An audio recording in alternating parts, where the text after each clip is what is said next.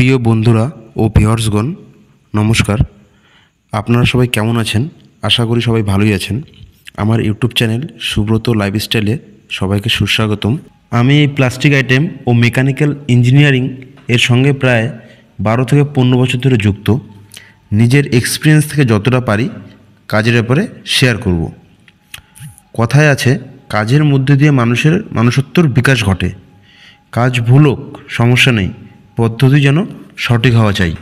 প্রথমত জানব প্লাস্টিক কী, কোথা থেকে এর উৎপত্তি। প্লাস্টিক একটি মানবসৃষ্ট পলিমার, যা মূলত প্রাকৃতিক গ্যাস, তেল বা কয়লা থেকে প্রাপ্ত রাসায়নিক পদার্থ ব্যবহার করে তৈরি করা হয়। প্লাস্টিক শব্দটি গ্রিক শব্দ প্লাস্টিকোস থেকে এসছে, যার অর্থ নমনীয় বা আকৃতিযোগ্য। প্রথমত সিনথেটিক প্লাস্টিক সেলুলোজ থেকে তৈরি করা হয়েছিল, যা উদ্ভিদ ও গাছ থেকে পাওয়া যেত।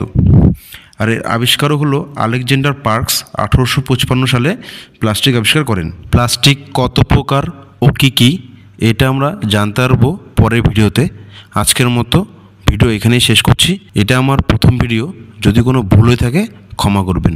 ভিডিওটি ভালো লাগলে অবশ্যই একটি লাইক ও কমেন্ট করবেন, তাতে আমি উৎসাহিত হব।